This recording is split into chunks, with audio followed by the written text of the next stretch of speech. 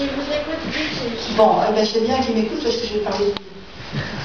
Merci de me recevoir je dis encore Bougie, vous savez, je suis vieille, mais à Béjaïa, et je suis très contente d'être là. Vous savez pourquoi, évidemment, on est toujours content d'être dans sa ville de naissance. On a beau faire le tour du monde, on a beau se sentir très libre, n'est-ce pas? Dès qu'on arrive près de l'étable, on commence à avoir des petites émotions. Et pourtant, aujourd'hui, le temps n'était pas vraiment quelque chose de très encourageant. Voilà, alors, puisque Nordine vient de rentrer, je voudrais rebondir un peu sur ce qu'a dit Fatah concernant la couverture française. C'est pas parce que c'est un fils de ma ville, évidemment c'est un fils de ma ville, mais c'est surtout parce que c'est un peintre de talent. Voilà, et que j'ai beaucoup insisté pour qu'on fasse appel à lui pour cette couverture. Et puis parce que nous nous entendons très bien. Il y a comme ça une espèce d'échange spontané entre quelqu'un qui use des mots et une personne qui use des images. Je crois que c'est important de pouvoir échanger entre toutes les disciplines, le cinéma, l'image, etc., pour avoir, évidemment, pouvoir produire ce que cette jeune femme demande, n'est-ce pas? Alors, je ne vous donne pas de conseils, je vais vous parler de ma vie. Et elle n'est pas évidemment à suivre, c'est pas... je ne veux pas avoir de problème avec vos parents. Je ne sais pas s'ils sont dans la salle. Très libre. Mais, comment? Son père est très libre. D'accord. Tout à l'heure, vous avez dit que le livre Sarah, que je vais sortir bientôt, c'est un livre de la lutte des femmes contre le colonialisme. C'est le colonialisme d'aujourd'hui. C'est pas le colonialisme d'hier. Parce que le colonialisme d'hier, je crois qu'il va falloir prendre son courage à deux mains et tourner la page. Parce qu'on ne peut pas continuer à rester dans cette mémoire, qui est une mémoire d'ailleurs qu'on utilise très mal, parce qu'on ne raconte pas l'histoire, on raconte la douleur de l'histoire, ce qui n'est pas la même chose, n'est-ce pas? Et tourner la page. Et c'est vrai que si on veut vraiment tourner la page, il faut savoir ce qu'il y avait dans la page. Et savoir dans la page, c'est un combat que mènent en ce moment beaucoup d'intellectuels algériens, des historiens, des peintres. Il y a eu une très jolie, une très très belle exposition au Centre culturel français qui s'appelait Sur la mémoire, qui était fait par Dalila Bouzard, qui a utilisé d'une façon extrêmement intelligente et moderne des photos des Moudjahid, n'est-ce pas? Mais avec, dans un graphisme très particulier. Et il y a en ce moment, dans la génération, dans votre génération, et peut-être même un peu avant, parce que vous êtes très très jeune, il y a cet essai, ce désir de comprendre le trou qu'on a à la place de la mémoire, n'est-ce pas? Évidemment, on comprend pourquoi. La mémoire, ça peut être quelque chose de très douloureux. D'ailleurs, je ne sais pas si vous avez lu, le El Watan d'hier. Vous allez voir, il y a un article de moi qui s'appelle Le silence de Jamila Boupacha. Et pourquoi Jamila Boupacha ne veut pas me parler de son époque, parce qu'elle dit, comme elle dit, c'est trop douloureux pour moi, n'est-ce pas? Et en même temps, comment Louisette Iril Ahazist, quand elle sort de la pièce qui vient d'être montée au théâtre d'Alger, les Jamilettes, elle sort en pleurant parce qu'évidemment, ça lui a rappelé ces moments extrêmement durs qui sont les moments de la torture, etc. Et je crois que tous les Algériens, nous avons sur la guerre d'Algérie un souvenir extrêmement douloureux, n'est-ce pas? Douloureux. Et qui a en quelque sorte façonné nos vies, n'est-ce pas? Quand j'ai écrit une éducation algérienne, je ne voulais pas raconter l'histoire de ma famille, et encore moins l'histoire de mon père.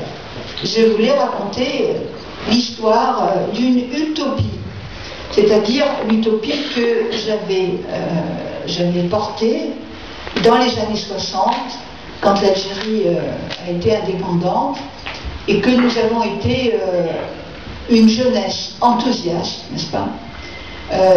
Pour beaucoup, c'était les premiers temps de l'université, parce que en 1962, il n'y avait pas beaucoup d'étudiants.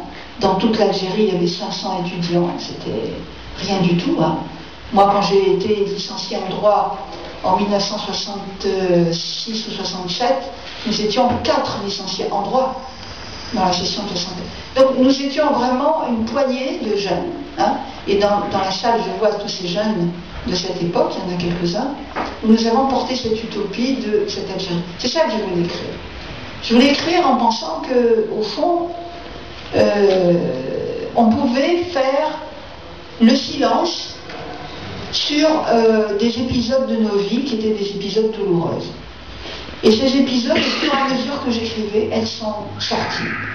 Elles sont sorties et elles sont devenues le fil conducteur du livre, c'est-à-dire l'assassinat de mon père à Bougie, le 11 décembre 1957, à 16h. Ça a été le fil rouge, le fil conducteur, évidemment, de ce livre, qui et j'en parle un peu. Je ne veux pas vraiment parler de moi, je veux parler comme un exemple, si vous voulez. Ça m'a permis, en écrivant ce livre, de mettre l'histoire à plat, n'est-ce pas? De prendre une distance avec la douleur, et de prendre une distance avec ma personne, si vous voulez, ma petite personne, n'est-ce pas? Pour la replonger dans le grand chemin de l'histoire, le grand chemin de l'histoire. Et si j'ai un conseil, non, je ne donnerai pas de conseil, mais je sais que pour les gens de ma génération, et pour ceux qui viennent, qui pourront travailler là-dessus, n'est-ce pas, en tant que domaine d'étude, par exemple des historiens, mais en même temps que c'est la mission un peu de ma génération de passer le témoin, n'est-ce pas, de cette époque des années 60 et des années 70. Les années 60 et les années 70, et je réponds à votre question, hein, là, hein, mais venez vous asseoir. Et je réponds à vos questions. Les années 60 et les années 70, si elles ont pu donner naissance à une utopie dans laquelle il y avait le projet principal de la liberté des citoyens et des citoyennes, évidemment.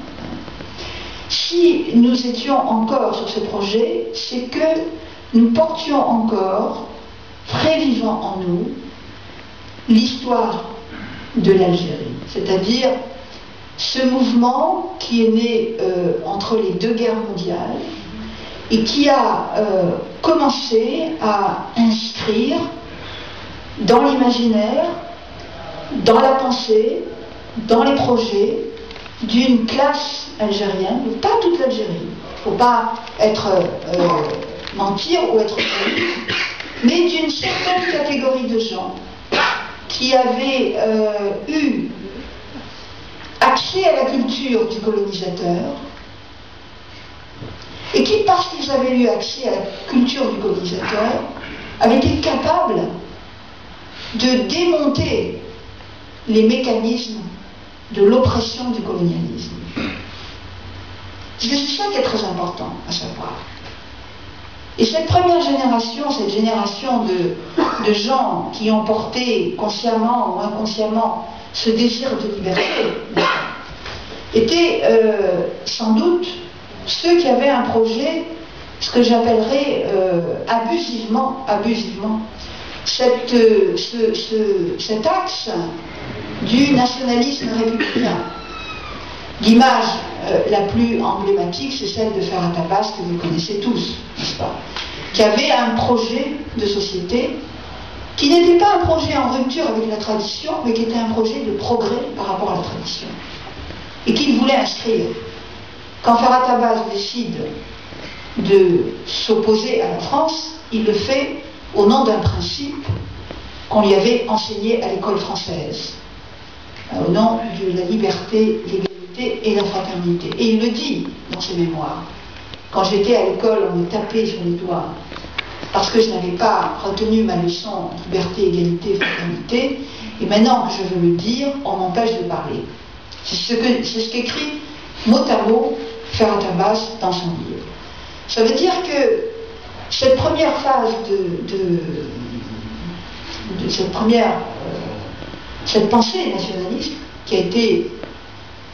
Il faut savoir que quand l'Algérie commence la guerre en 1954, c'est un pays qui est extrêmement, ou qui est, pas extrêmement, mais qui est développé politiquement.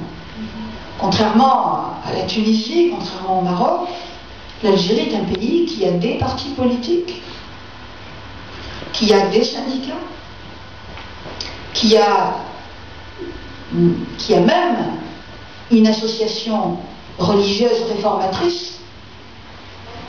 Les oulémas sont des réformateurs, sont vraiment des réformateurs, surtout si on les compare aujourd'hui avec les salafistes.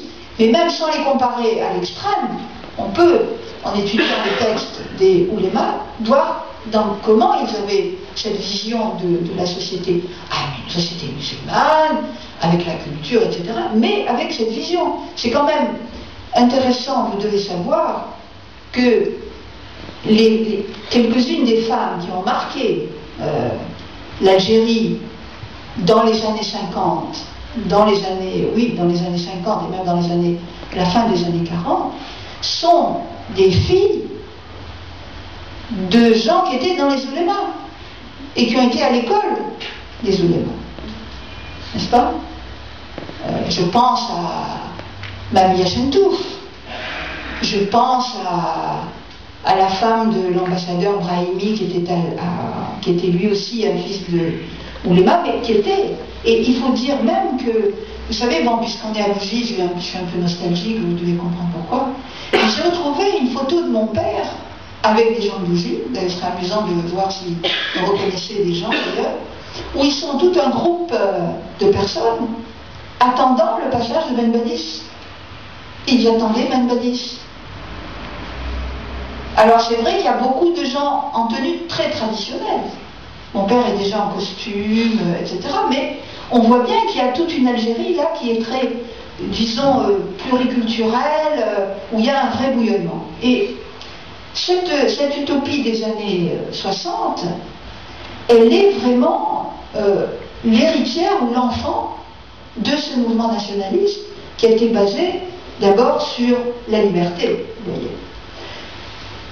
Après, la guerre a été longue, vous le savez mieux que moi, et il y a eu évidemment des conflits pour les prises de pouvoir, et c'est constitué à côté du nationalisme qu'on peut appeler républicain, un nationalisme identitaire et religieux, qui lui, bien évidemment, a été l'allié naturel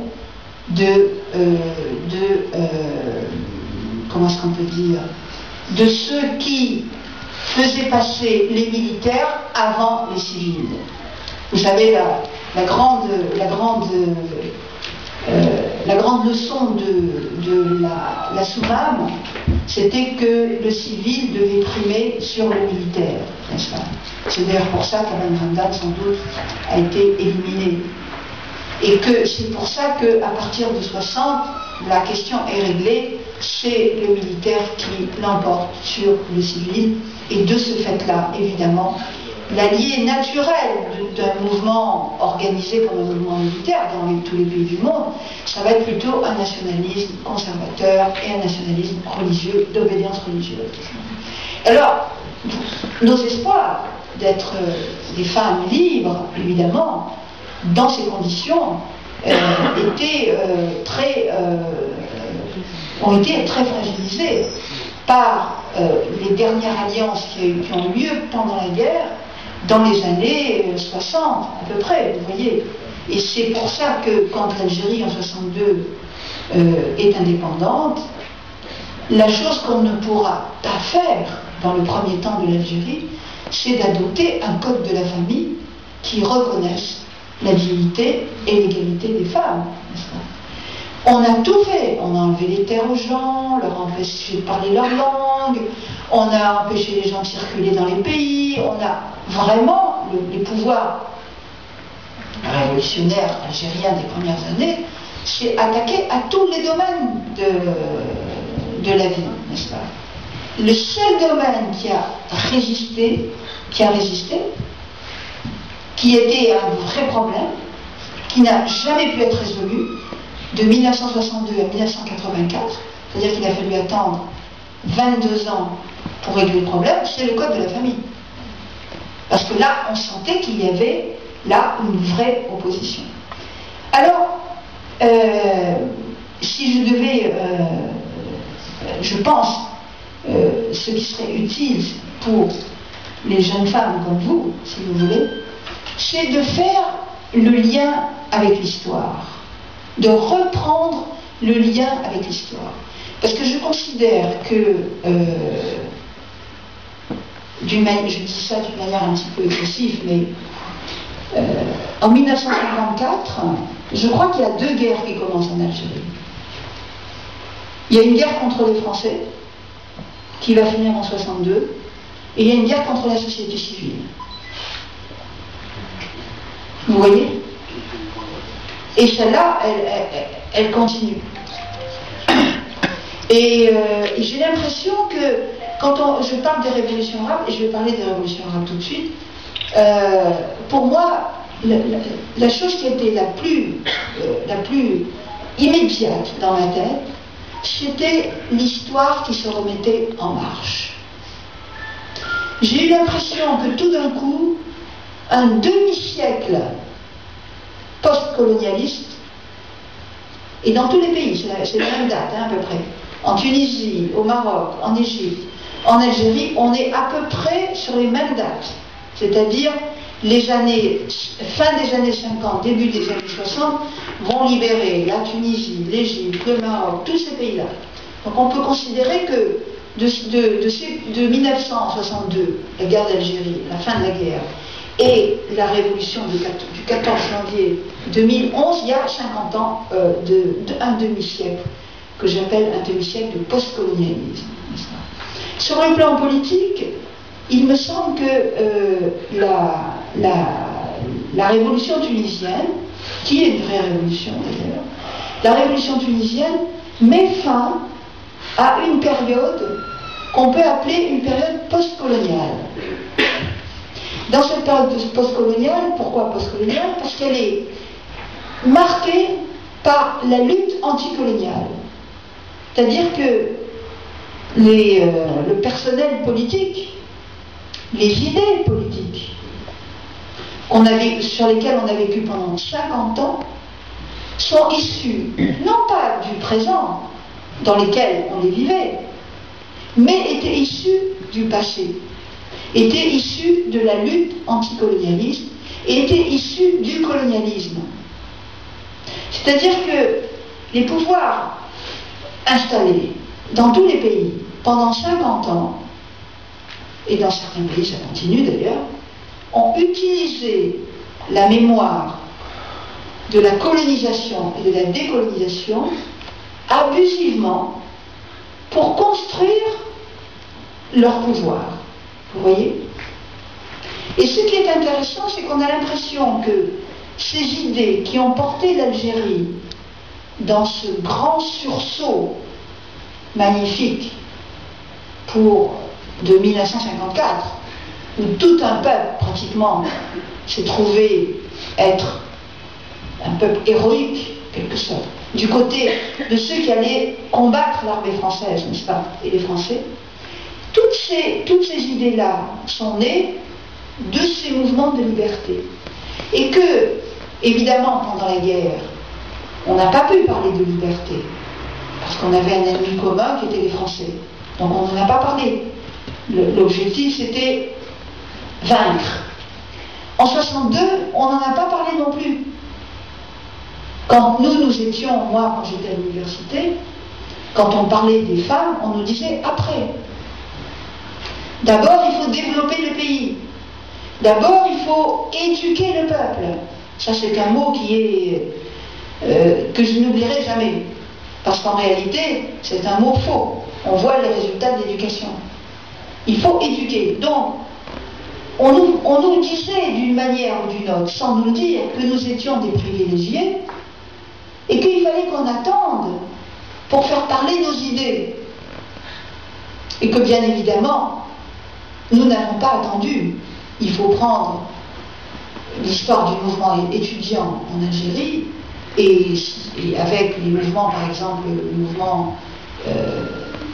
le mouvement culturel berbère, etc., pour se rendre compte que ce désir de museler, d'empêcher les différentes catégories de la population algérienne d'exprimer ce désir de liberté, n'est-ce pas, ont été évidemment marqués par des moments très difficiles. Vous le savez mieux que moi, les étudiants ont été, en 1967, envoyés dans les camps, etc. Toute la répression contre la liberté, en quelque sorte, ne s'est jamais arrêtée, parce qu'il y a toujours eu des gens qui sont battus pour la liberté, qui ont pris l'avion, qui ont pris le bateau, qui sont partis, d'autres qui sont restés. Il y a toujours eu, si vous voulez, comme je dis toujours à mes amis, la révolution tunisienne, c'est une révolution qui a surpris tout le monde, même les militants tunisiens.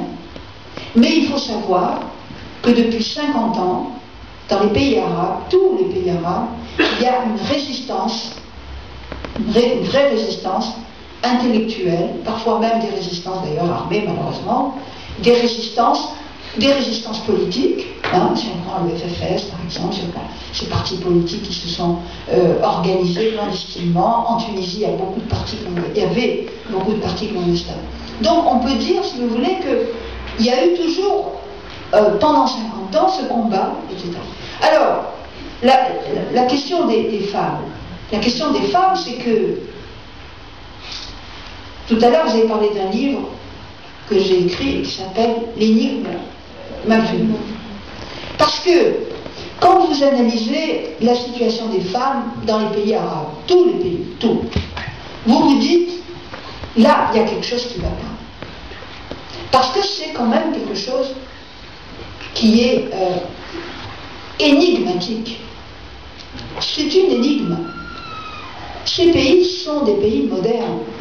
L'Algérie est un pays moderne, dans tous les domaines.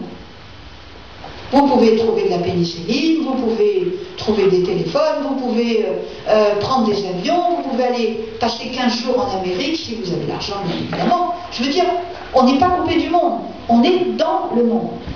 Et la seule différence notable, la grande différence avec les autres pays, c'est vraiment la différence du statut des femmes.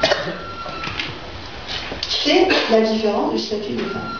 Et quand, comme ça m'est arrivé souvent, j'ai eu à expliquer comment, voici là, tu expliques que dans des pays qui ont des armées modernes, tous les pays, que ce soit l'Arabie Saoudite, c'est plus ou moins gradué, c'est pas tout pareil, mais grosso modo, si vous voulez, le statut des femmes, c'est un statut à part.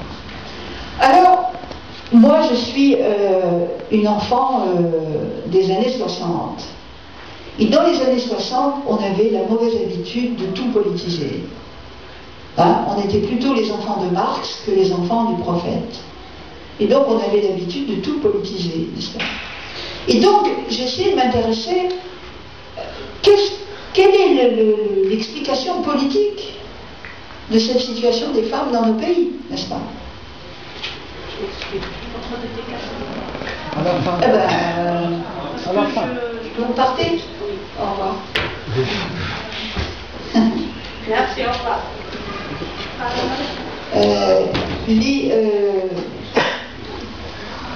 J'ai réfléchi, si vous voulez, à la...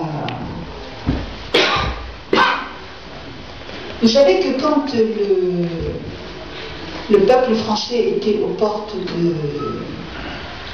de Versailles, la Marie-Antoinette disait, mais pourquoi? Mais quel le peuple français? Pourquoi le peuple français vient faire la révolution à Versailles? On lui disait, mais Majesté, ils ont faim. Et elle leur a dit, donnez-leur de la brioche. Vous connaissez toutes ces phrases. Mais moi je pense que c'est un peu ça. Pour que le peuple des hommes ne se précipite pas sur les portes du palais pour réclamer le droit politique, le droit d'être citoyen, on leur dit, donnez-leur le plein pouvoir sur les femmes. Et c'est pour ça que la condition des femmes est très difficile à faire évoluer dans nos pays, parce que c'est le fondement de la politique. C'est le fondement de la hiérarchie politique. Et c'est pour ça que c'est difficile, n'est-ce pas? Et c'est pour ça que la révolution qui va conduire, un peu de patience, mais ça va arriver, à la démocratie, c'est une manière, si vous voulez, d'espérer, pour nous, pour vous, d'espérer de sortir, d'avoir un peu plus de liberté. Je pense que la liberté politique, la démocratie politique, débarrassera libérera, ça veut dire qu'elle ne va pas libérer la femme, mais va libérer au moins le discours sur la femme. Parce que jusqu'à maintenant, on est tenu par la question. J'ai répondu à votre question? Voilà. Vous avez une autre question? Non, pas bien demandé.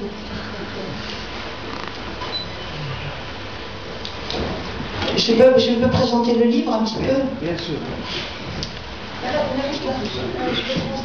Ah, d'accord. Alors, pour préparer vos questions, mais je vais présenter un petit peu ce livre. C'est un livre qui a été fait par 43 auteurs, qui est un livre que j'ai imaginé et j'ai dirigé. Alors, je vais vous dire pourquoi. D'abord, on a choisi la fiction pour parler des révolutions arabes. C'est-à-dire que quand on m'a confié dans une revue, c'est pour ça qu'il est fait dans cette maison d'édition, on m'avait demandé de faire une page blanche dans une revue et d'interroger quelques politiciens, sociologues sur les révolutions arabes. Et j'ai bien fait de ne pas le faire, parce qu'aujourd'hui, ce livre serait démodé. Parce que toutes les analyses politiques qu'on a faites il y a 2 ans, 1 an et demi, 2 ans, sont complètement dépassées. Or,